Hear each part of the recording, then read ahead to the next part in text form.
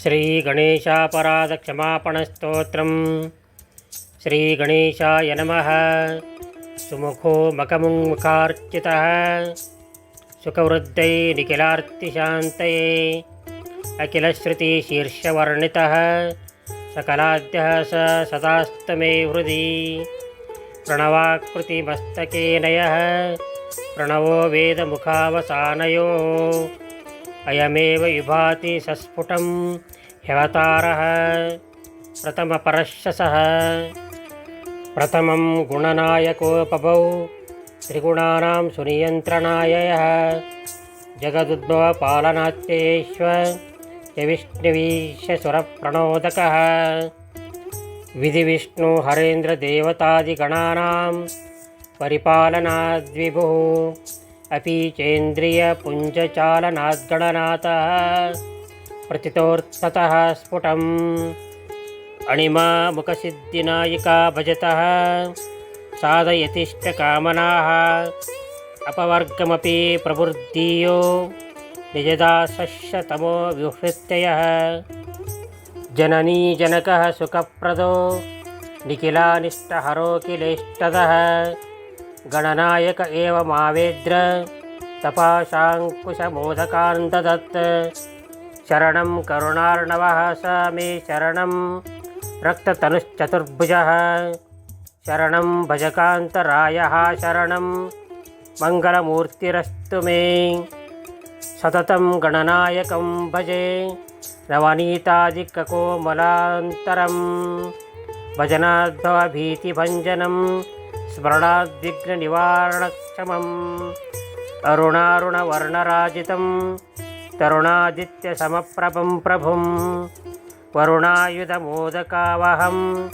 करुणामूर्तिमहं प्रणौमि तं क्व नु मूषकवाहनं प्रभुं मृगये त्वज्ञतमोवनीतले विबुधास्तु पितामहादयस्त्रिषु लोकेष्वपि यं न लेभिरे शरणागतपालनोत्सुकं परमानन्दमजं गणेश्वरं वरदानपटुं कृपानिधिं हृदयाब्जे निदधामि सर्वदा सुमुखे विमुखे सति प्रभो न महेन्द्रादपि रक्षणं कदा त्वयि हस्तिमुखे प्रसन्नताभिमुखेनापि यमाद्भयं भवेत् सुतरां हि जुडोऽपि पण्डितः खलु मूकोऽप्यति वाक्पतिर्भवेत् गणराजदयार्द्रवीक्षणादपि चाज्ञः सकलज्ञातामि यात् अमृतं तु विषं सुधा प्रणमास्तु नगो नगोश्चणो कुलिशं तु शृणं तृणं पविर्गणनाथाशु तवेच्छया भवेत् गतोऽसि विभो विहाय मां ननु सर्वज्ञ न वेत्सि मां कथं किमु पश्यसि विश्वदृङ् न मां न दया किमपि ते दयानिधे अयि दीनदया सरित्पते मयि नैष्ठुर्यमिदं कुतः कृतं निजभक्तिसुधालवोऽपि यन्न हि दत्तो जनिमृत्युमोचकः नितरां विषयोपभोगतः क्षपितं त्वायुरमूल्यमेनसा अहहाज्ञतमस्य साहसं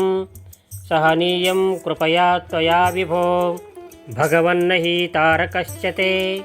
वत मन्त्रस्य जपः कृतस्तथा न कदैकदीयापि चिन्तनं तव मूर्तिस्तु मयातिपाप्मना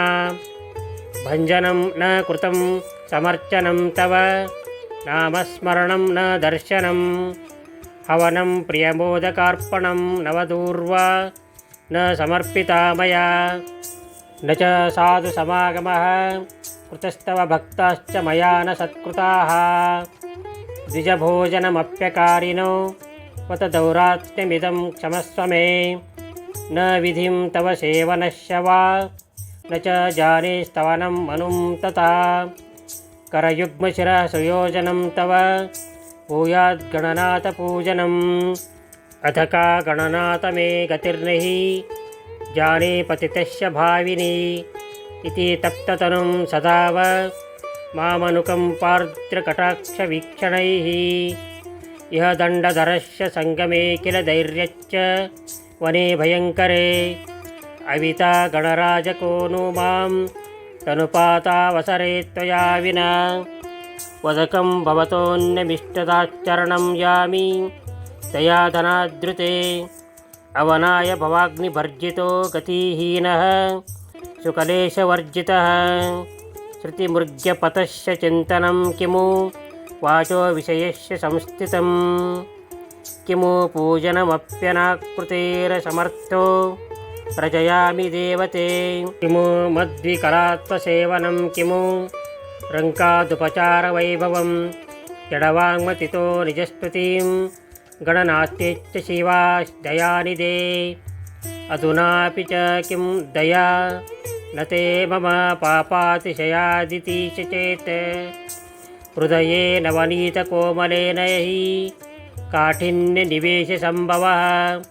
व्यसनार्जितसेवकश्च मे प्रणतस्याशु गणेशपादयोः अभयप्रदहस्तपङ्कजं कृपया मूर्ध्नि कुरुष्व तावकं जननीतनयस्य दृक्पथं मुहुरेति प्रसवं दयार्द्रधीः मम दृग्विषयस्तथैव भो गणनाथाशु भवनुकम्पया गजराजमुखाय ते नमो मृगराजोत्तमवाहनाय ते द्विजराजकलाभृते नमो गणराजाय सदा नमोऽस्तु ते गणनाथ गणेश विघ्नराट् शिवसूनो जगदेकसद्गुरो सुरमानुषगीतमध्यशः प्रणतं मामव संश्रुतेर्भयात् जय सिद्धिपते महामते जय बुद्धीश जडार्थसद्गते जय योगी समूह सद्गुरो जय सेवारतकल्पनातरो तनुवाहृदयैरसच्च सद्यदनस्तात्रितये कृतं मया जगदीश करिष्यमाणमप्यखिलं कर्म गणेशतेऽर्पितम् इति कृष्णमुखोद्गतं स्तवं गणराजस्य पुरः पठेन्नरः सकलादिविवर्जितो भवेत्सुत दारादिसुखी स मुक्तिभाक् इति मुद्गलपुराणान्तर्गत श्रीगणेशापराधक्षमापणस्तोत्रं सम्पूर्णम्।